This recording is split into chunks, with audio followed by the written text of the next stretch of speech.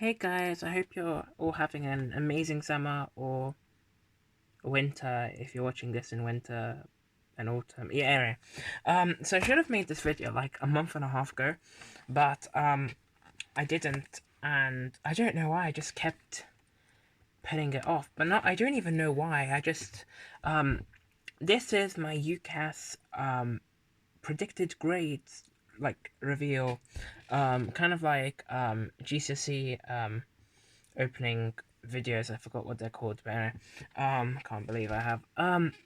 But so, as you know, or may not, to get into university in the UK, you need, if you don't have your A level grades already, you need your predicted grades. And in my school and a lot of other schools, what they do is they do end of year exams, where whatever which kind of dictate what your predicted grades will be. In my school, whatever you get in them, you're predicted one grade higher. So I was really stressed because I really, really wanted to get a B or A B B, just because so then that would open up the number of universities that would accept me or that I could apply to. So I was like really, really, really stressed out, and these all occurred in June, except there was one for Spanish. No, there was three for Spanish. There were one for English, and there was one for Spanish classics, and I found out my results along with everyone else in late June, and I would have done like an opening reveal, like where I just see them and then I react on camera, but that did not happen because I remember it distinctively. I remember I was at an open day with two of my friends, and then another two of my friends, and then another friend, and then okay, I was at an open day with a lot of friends, and as I was walking to a lecture there, I got a message from my classics group chat saying, "Oh, she's put her grades up," and I was she being our teacher, and I was like, "Oh yes, now is when the grades are being put up on the website, like not on the website, but like in our login." Anyway, um, and I was like, and I remember typing, "Yeah, I'm not gonna check mine."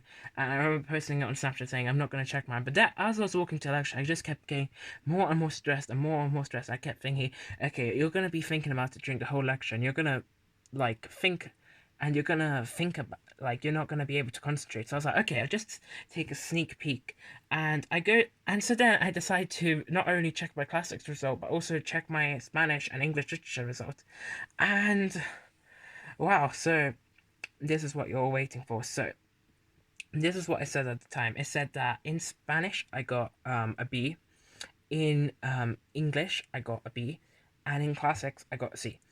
Um, and I was very happy by Spanish and very surprised. I was very happy by English, and for classics I was disappointed but not surprised, as that famous meme says, because in my classics exam I had completely I thought I'd had kind of like a mini breakdown, and I thought I'd really done badly. So I was not happy, but for Spanish I was really aiming. I knew that it was really hard to be predicted an A, and so I prioritized English literature and classics, and then so I could get B's in them to be predicted A's, and then C in Spanish to be a predicted B. But I still worked really hard. I kept thinking maybe I'll get predicted a B, but thought I doubted it because I thought my teacher probably wouldn't predict me an A. But so when found out I got B, I was really happy. But I was like, oh, but is my teacher gonna predict me an A? Because I really doubt it, and that was going through my mind. So I was thinking, oh gosh, and then I remember realizing that there was a separate like area of the login where you could check your predicted grades. So I checked my predicted grade, and it said for English it was an A, so that made me happy. For Spanish, for classics it was a B, and for Spanish it was not there. And I was like, oh.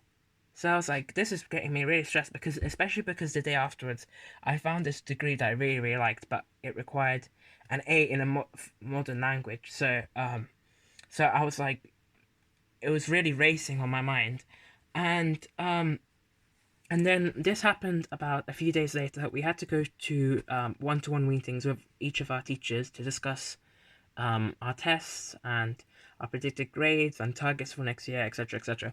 And I remember going to classics, and she was like, my teacher, who's very, very lovely, by the way.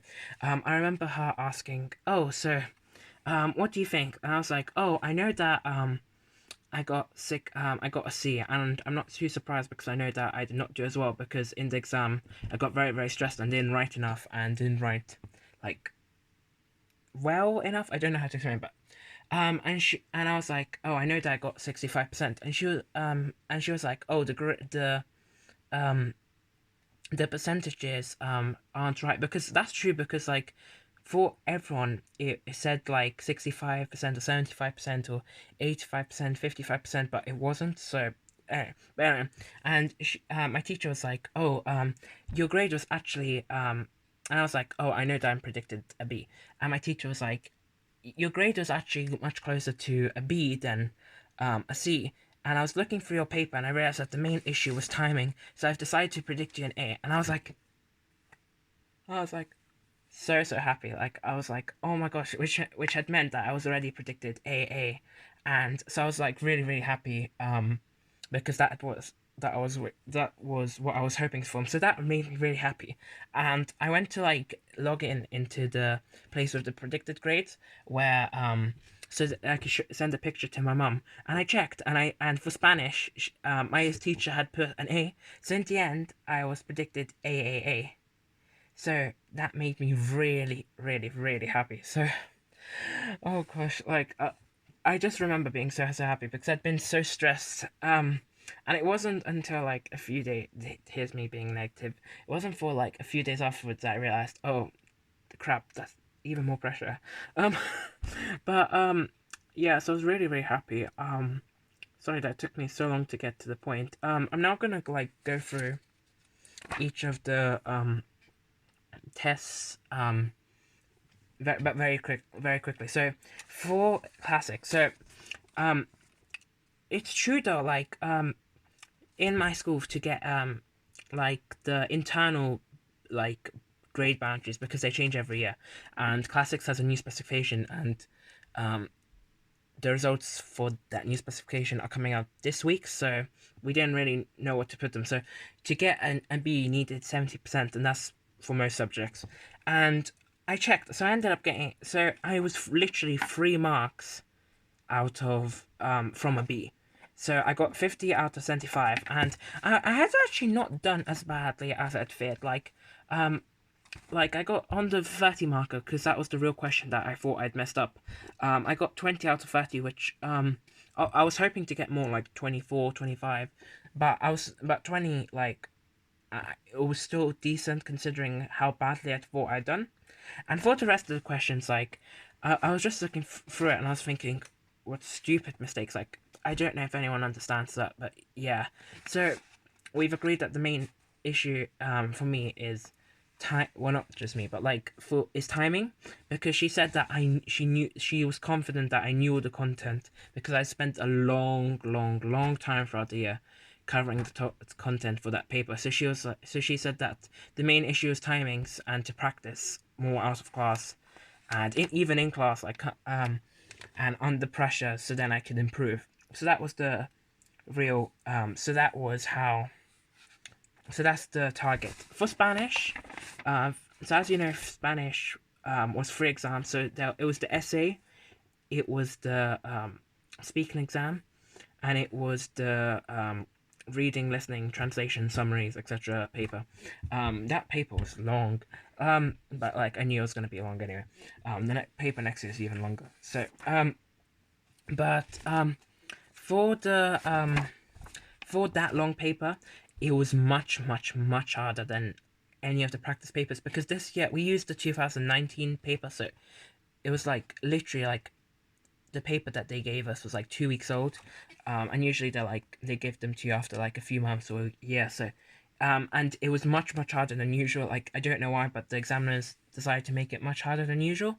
So, I was really surprised with my grade. I ended up getting 77%, and the main issue that I got was one, silly mistakes throughout the paper, and two, just the translations, but the translations were really hard. Like, oh my god, they were just really hard. But one of the main reasons was grammar. But I think my grammar was like not that bad compared to throughout the year because um it it's like it was expected to go from here, but like my progress was going like this. Like, I don't know how to explain it, but I think that my grammar got better at the end, but like not perfect. So, but I have this year to work on it. I understood where I went wrong. For speaking, from the last speaking test, I went up by um I went from 70% to 72%. And again, with speaking, I thought I completely had messed it up. Um, but I was actually really happy with my grades. So I got 43 out of 60.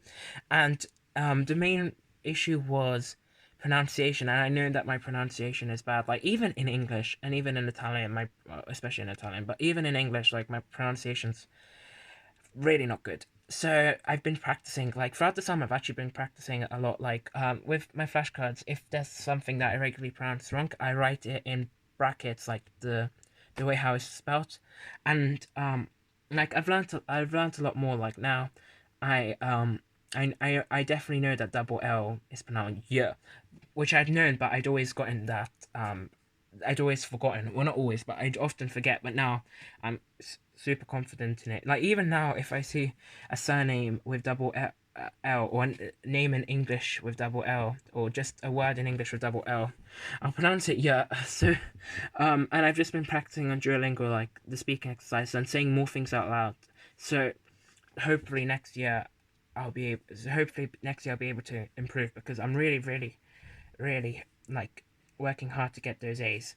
And then for the essay, that was my lowest one. I got 63%, but I was actually happy because I'd really struggled with the essays this year. I think it was because doing two other heavily based essay subjects, I tended to overcomplicate things, and it was writing in Spanish, which is like really hard. So I ended up getting 22 out of 35, so 10 out of 15 for like language, like spelling, punctuation, grammar, like, because it's Spanish, so it's very high. And then for content, I got 12 out of 20, so not that bad, because usually I tended to, the highest I got was about 52% throughout the year, and that was with notes, and this was without notes. And I'd still managed to get much higher than usual, so I was really happy. And I know where I went wrong. Like, it just requires a lot of practice. Same with all my subjects, to be honest. And with um English, so with English, if you had seen me the day before the exam, I was so stressed. Like, even before, like, I can't explain how stressed I was. Like, I was literally so stressed. I was just like on the verge of tears, because I was just really stressed for the exam. I kept thinking I'm gonna get an E. I'm gonna be predicted a U. Like, I'm not gonna be able to get A. I'm not even gonna be predicted. I'm not even gonna be able to get a C. I don't know what to do. I don't know what to do. I don't know what to do. And I was just so stressed. And then after that exam was over, I was like something was lifted of me. But during the exam, I had no idea how I'd done, because I had thought that I'd done okay, because in one of the I'd included like all the AOs, like especially like AO5, which apparently people tend to miss a lot. I included so much of that, and I included a lot of the AOs, but it felt not rushed, but like I don't know how to explain it, but it just didn't feel too right. So I was like, I have no idea how I've done. Like, I didn't want to be too optimistic, but I kept thinking I've probably gotten a B. Like, but I'm like, not selfishly, but like because I'd worked hard for it. Um, so I ended up getting 49 out of 60, which is a B, 3 marks from an A, and I was really happy because there was 3 questions. What Two on the Tempest, which are both 15 marks, and then one on Gothic, genre. And the one on Gothic, I got 26 out of 30, which I got in, I think, 2 other times, but both times it was with notes and with a plan and longer. So I was really happy. Like, I thought that question was good. Like, I went into that exam thinking, oh, I think that question was good. And for the Tempest, there's two. There's the proposition question, and then there's an extra question. The extra question we only started practicing recently, so and that I ended up getting 10 out of 15, which was quite low. Well, not quite low, but like lower than I'd hoped. And but I was not didn't feel too bad about that for two reasons. One, because we only practiced that recently, and it requires a lot of practice, I think, because really because it's similar to what we do in classics and similar to GCSE, but it's not marked the same. I don't know how to explain it, but um so I will, and also too because in the exam I started feeling really really sick and I had to leave for about 10 minutes to go to the toilet, so I missed a lot of time. Like I had to really rush those two questions and then even rush the third question, so I did not get to write as much or check it over as I'd like to, and so that really impacted like my grade, not that much, but like um about a bit. But then for the Tempest proposition question, again, as I said, I included a lot of the errors, and especially with all the other questions. Like I worked my butt off, like before and in the exam. Like I kept thinking, I need more of this area. I need more of this. I need more of this. I tried to include it as much as possible, and for that question, I ended up getting 13 out of 15. I was really happy because, again, when I had done it in class, the highest that I got was 12 out of 15, and that was with notes. So in the end, I was very happy with English literature. Like, it just got me stressed for next year because the grade boundaries in English are really high, and there's also coursework. And then, I just find it just really depends on the question. Like, you could get a horrible question in an exam, so that got me stressed. But hopefully next year I'll be even more prepared and I'll have practiced more. So, um, but overall, like, I was really happy with my grades. Like, I'm kind of glad that I didn't, like, my teacher was like, oh, you were so close to an A, but I'm kind of glad that I didn't get an A because then it just would have put more pressure. But, like, I'm obviously going to try as hard as I can. Like, if throughout the year, I'm working at an A and I realize I could get A star, I would work for that, but, like, doesn't, I'm just going to work very, very hard next year. But that's why I've kind of been getting really stressed because, I chose an extended project, but and I was really really really passionate for it, but recently like I've just been getting stressed because it's a lot of work and I haven't done that much. But I keep thinking I don't know whether to continue because this could be time wasting that I could be using to revise, or but then if I don't, then I think this is time wasting that I could be using on the extended project. I don't want to drop it because I'm quite passionate about it, but I don't want to impact my grades, and I don't know, I've just been getting really stressed. I also last year I kind of volunteered for too many things. Like I ended up volunteering to run 5 societies, which might be a bit too much. I might kind of like not drop out, but one of them was one that I created, but I'm not so sure about it, so I might not like continue that. That was like a learner language club, but I think that might be too much, so I'm not sure if I'm gonna continue with that. Maybe I will, who knows? I probably will. And yeah, I've just been getting really stressed. And this is not the best life update video, but yeah, I hope you've enjoyed it. I'm gonna try posting more videos soon. Um,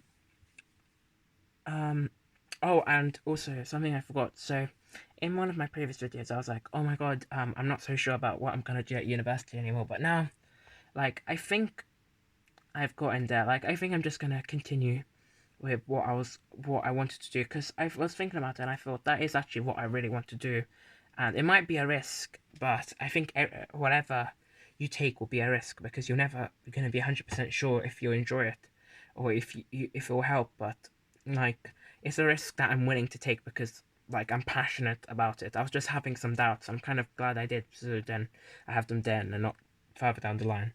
Um, and that is classics and languages. That's what I want to take at university. Also, some more videos are going to come soon, like some like results day kind of videos because I don't have results day this year, but the year above me does and the year below me does, and next year we're going to, and last year I did, so hopefully I might be able to help. Maybe not. Maybe I will. Maybe.